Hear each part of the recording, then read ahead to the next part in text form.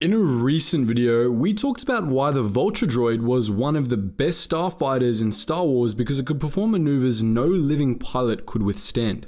In that video, we said that only one starfighter was superior to the Vulture Droid. This was the Tri-Fighter, which served alongside the Vulture late in the Clone Wars.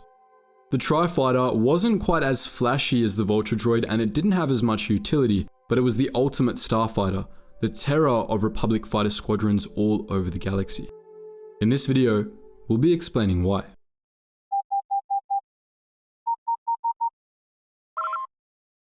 Attention, Sergeant on deck! Like the infamous Droideka, the Tri-Fighter was a Colicoid product. The Colicoid Creation nest designed the Tri-Fighter, and it was then produced in vast numbers by Collar Designs and Phlac-Arphocc Automata Industries. Like with the Droideka, the Tri-Fighter's design might have seemed extremely alien to human eyes, but to any Colicoid, it was familiar. Just as the Droidekas were modelled on the Colicoids themselves, the Tri-Fighter was based on the skull of a huge, fearsome predator that terrorized the wilds of Colicoid. To the Colicoids, the silhouette of the Tri-Fighter was a symbol of terror and death. It didn't take long for it to mean the same thing to Republic pilots. The introduction of the Tri-Fighter was a rare shake-up for the Confederate Navy's fighter wings. While the Republic Navy's Starfighter Corps went through half a dozen starfighter designs over the years, trying to find a fighter that could match the ferocious Vulture Droid, the Confederacy typically stuck to its guns, solving all of its fighter-related problems by simply deploying more Vultures. As we mentioned in our earlier video, the CIS already had the best starfighters in the galaxy when the war started, so it didn't need to innovate much. However, that didn't stop Separatist leaders from commissioning the Colicoids to design the ultimate starfighter, and the Tri-Fighter was the result.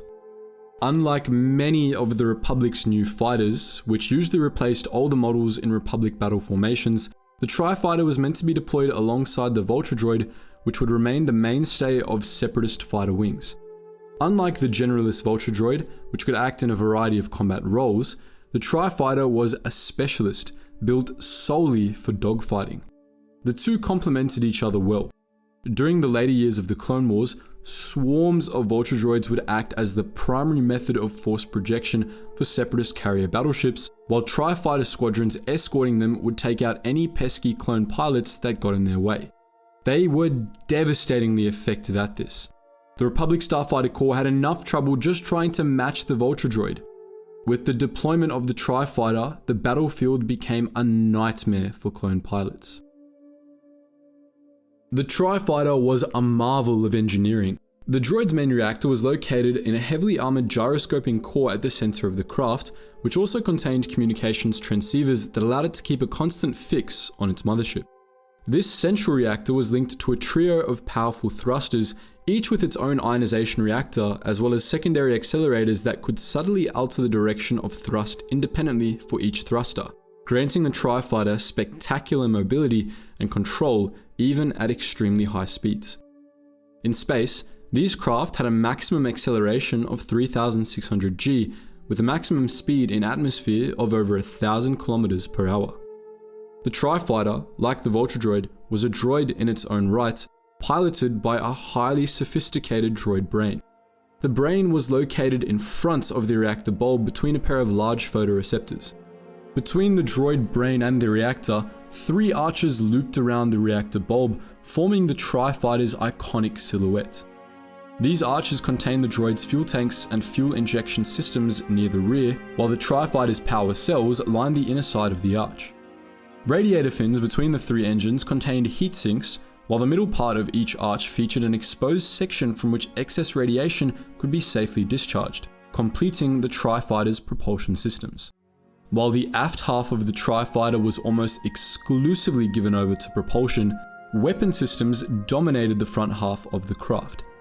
The front halves of its 3 arches contained power feeds and capacitors for the droid's secondary laser cannons, as well as repulsor lifts and secondary sensors.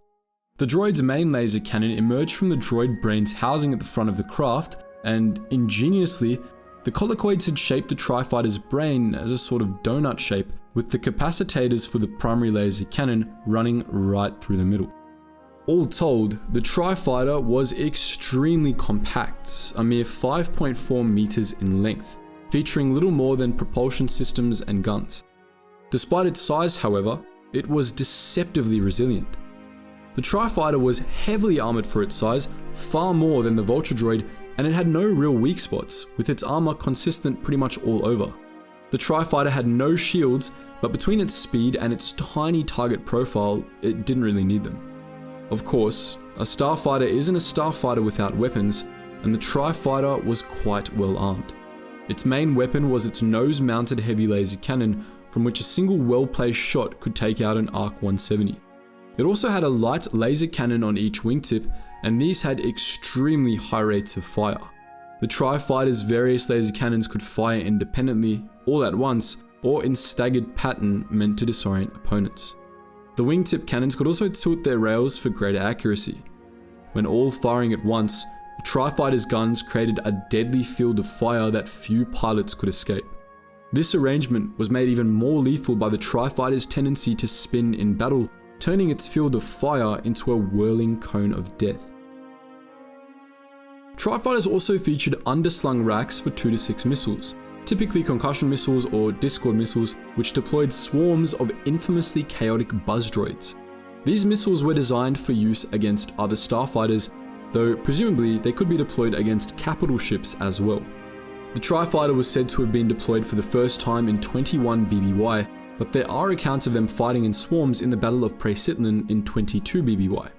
They participated in the Battle of Selast, the Battle of Belderone, and the Battle of Coruscant, slaughtering whole squadrons of clone pilots every time the clones appeared. At Selast, a few squadrons of Tri-Fighters even managed to take out an entire Star Destroyer, the Venator-class Resolute, with a little guidance from Asajj Ventress. The various aforementioned strengths of the Tri-Fighter, its high speed and maneuverability, its armor and small target profile, and its unusually heavy firepower, made it hard to kill and hard to flee. Small packs of Tri-Fighters could pick apart clone starfighter squadrons in games of divide and conquer.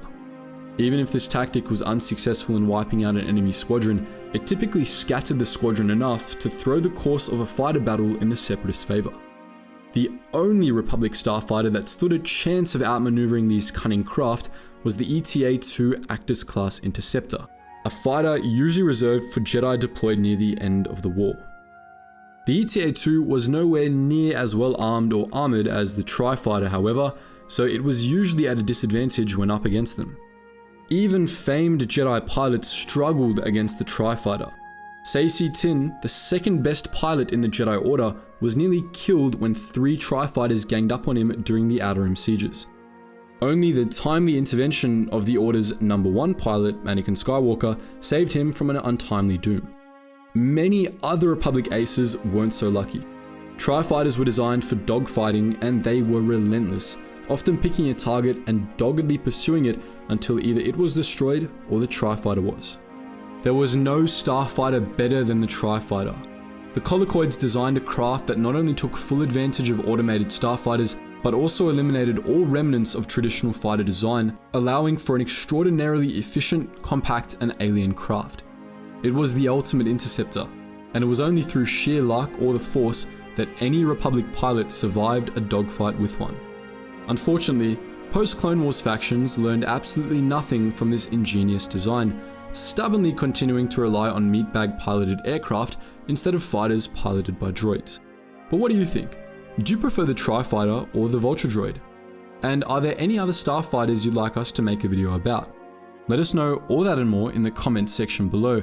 And as always guys, thank you so much for watching, and I hope to see you in the next video.